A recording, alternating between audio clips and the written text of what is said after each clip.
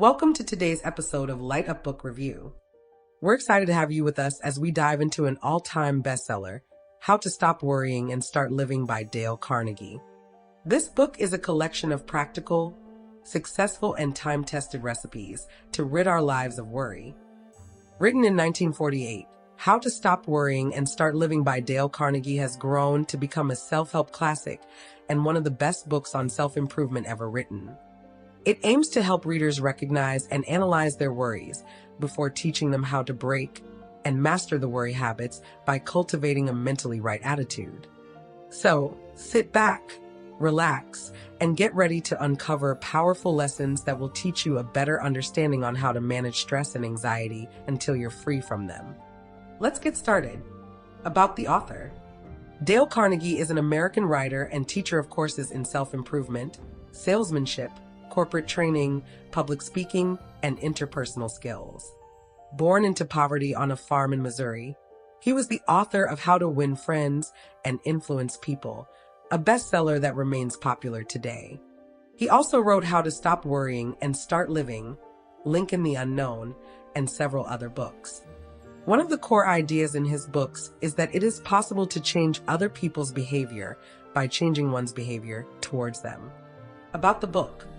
Stress has infiltrated everybody's life, and it seems we are unable to exclude it from our everyday activities. This book teaches readers to recognize and analyze their worries before learning how to break and master worry habits. In the words of author Dale Carnegie, it is nothing more than a collection of successful and time-tested recipes to rid our lives of worry. Who is it for? Best suited for people who worry too much and are desperate for practical advice on how to reduce the amount of stress in their life. In How to Stop Worrying and Start Living, critical summary review, you'll learn what the 3-step anti-worry technique is, which 5 questions you can ask yourself before you get tempted to worry in the future, how to cultivate a positive attitude in 7 simple steps. This is an original critical summary by 12 Minutes Team. Stress is such a big part of everybody's life nowadays that we've practically grown used to it. If you don't believe us, just try doing nothing for 30 minutes. Can you? You probably can't.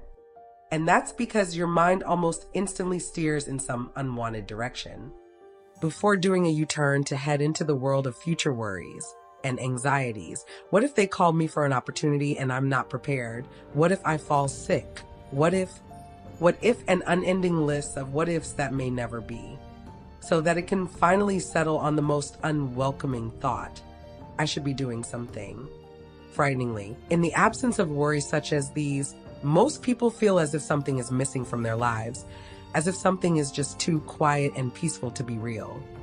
What they don't get, however, is that this means they have actually settled for a way of life which will never be stress-free. The author admits that How to Stop Worrying and Start Living doesn't contain anything new in it, and is nothing more than a collection of successful and time-tested recipes to rid our lives of worry. We already know enough to lead perfect lives, writes Carnegie. We have all read the Golden Rule and the Sermon on the Mount. Our trouble is not ignorance, but inaction. The purpose of this book is to restate, illustrate, streamline, air condition, and glorify many ancient and basic truths and kick you in the shins and make you do something about applying them. As always, our job is to wrap up its wisdom in a smaller package so that you can start applying it right away. Let's go. 21 thought-provoking words to banish worry forever. Have you ever heard of a guy named William Osler? Well, you should have. He was the most famous physician of his generation, Regius Professor of Medicine at Oxford, one of the founders of the famous Johns Hopkins School of Medicine, the instigator of bedside clinical training, and one of the greatest diagnosticians ever to wield a stethoscope. According to Carnegie, he would have been none of this had he not read, in the spring of 1871, in the 21st year of his life, 21 words written by Thomas Carlyle. Our main business is not to see what lies dimly at a distance, but to do what lies clearly at hand. Osler turned this sentence by Carlyle into his creed, and he constantly related on to his students. Shut off the past, he is reported to have lectured them. Let the dead past bury its dead. Shut out the yesterdays which have lighted fools the way to dusty death. The load of tomorrow, added to that of yesterday, carried today, makes the strongest falter. Shut off the future as tightly as the past. The future is today. There is no tomorrow. Did Osler mean that we should not make any effort to get ready for tomorrow? Of course not. He was just very much aware that, to use Carnegie's interpretation, the best possible way to prepare for tomorrow is to concentrate with all your intelligence, all your enthusiasm, on doing today's work superbly today. So start doing that. Start cultivating the habit of life of day-tight compartments. Remember Christ's prayer, "Give us this day our daily bread." Today's bread is the only kind of bread you can possibly eat. So there's no point in complaining about the stale bread you ate yesterday, or wondering about what kind of bread you'll eat if you lose your job tomorrow. Today is the only thing you have in the most literal sense imaginable. It's about time you understand this and turn it into a powerful symbol for living in general. 3 magic steps to master worry in any situation. Willis Haviland Carrier is widely considered the man who launched the air conditioning industry. He invented the first electrical air conditioning unit as early as the turn of the 20th century. Of course, he didn't become a pioneer overnight. When he was a young man, he was a simple worker for the Buffalo Forge Company in Buffalo, New York. Once, he was handed the assignment of installing a gas cleaning device in a plant of a glass company. Since the method of cleaning gas he was asked to use was rather new, unforeseen difficulties came up. Carrier was on the brink of costing his company $20,000, about $500,000 in today's money. Carrier was stunned by his failure. "It was almost as if someone had struck me a blow on the head," he told Carnegie during a lunch meeting. "My stomach, my insides began to twist and turn. For a while I was so worried I couldn't sleep. And then, as soon as he realized that worrying would get him nowhere, he figured out a way to handle his problem without worrying." The anti-worry technique Carrier devised back in the last decade of the 19th century is quite simple and can be used by anyone, even today, for any kind of trouble. It consists of 3 steps. Step 1. Ask yourself, what is the worst that can possibly happen if I can't solve my problem? Step 2.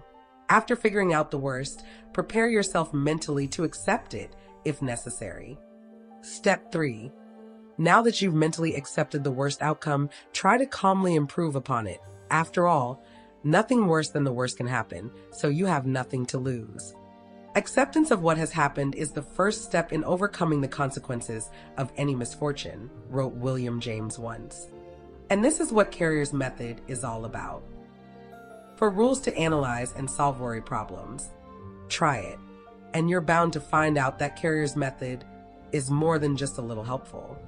However, it would never be able to solve all worry problems by any stretch of the imagination. If you want to achieve that, you must equip yourself with a toolkit which can help you tackle them head on. It is a no-nonsense 4-step technique, which you can start applying today. Rule 1, get the facts. Half the worry in the world is caused by people trying to make decisions before they have sufficient knowledge on which to base a decision, said once Herbert E. Hawks, Dean of Columbia College. Eliminate emotions. Facts are facts only if they are true for everybody. Be impartial and objective while securing them. Rule 2. After weighing all the facts as carefully as possible, come to a decision. Write down precisely what your worry is, and next to it, start writing down what you can and what you can't do about it. Only once you put things on paper, you'll have a clearer image in your head and be able to reach a decision. Rule 3. Once you reach your decision, act. Once a decision is reached and execution is the order of the day, dismiss absolutely all responsibility and care about the outcome, wrote once William James. So, dismiss all anxiety and start immediately carrying out your decision. After all, you've just analyzed through and through your problem, and acting is the only thing that's left. Rule 4. In the future, when tempted to worry about a problem, ask yourself these 4 questions and answer them as precisely as you can. What is the problem? What is the cause of the problem? What are all possible solutions? What is the best solution? It will save you a lot of time, not to mention anxieties and worries. 6 laws to break the worry habit before it breaks you. It is not that difficult to break the worry habit. Just stick to the 6 laws below and you'll be fine. But remember, laws are laws for a reason. You must abide by them fully and without exceptions, no questions asked. Stay busy. If you want to cure your wibber gibbers, the best thing you can do is keep yourself busy. The more free time you have, the more time you have to think about things you shouldn't, whether past regrets or future anxieties. Fortunately, the human mind is incapable of thinking too many things at the same time, so every distraction is good. Start learning a new language, buy a guitar, or get a gym membership. Everything's better than worrying. Don't bother with the small stuff. Carnegie describes the little things that ruin your happiness as the mere termites of life. And that's quite an accurate description if you ask us. It is for a reason the Romans constantly repeated the saying, the eagle does not catch flies, just like the law. Don't concern yourself with trifles. That's another Latin saying, by the way. To minimize non curat lex. Use the law of averages to outlaw your worries. You need to start understanding numbers. If something is unlikely to happen, then it probably won't happen. Start asking yourself, what are the odds against this thing's happening at all? Cooperate with the inevitable. Be a stoic. If you know that something is beyond your power to change or correct, then accept it. Say to yourself, it is so, it cannot be otherwise. Put a stop-loss order on your worries. A stop-loss order in the world of exchange is an order by which you buy or sell a stock once the price of the stock reaches a specified price. Apply this principle to your life as well. Decide just how much anxiety a thing may be worth and refuse to give it any more. For example, inform your friend that you'll wait for him for 10 minutes and not a minute more. If he/she is late, leave. Let the past bury its dead. Or, to use Carnegie's metaphor, don't saw sawdust, just throw it away. 7 ways to cultivate a positive attitude.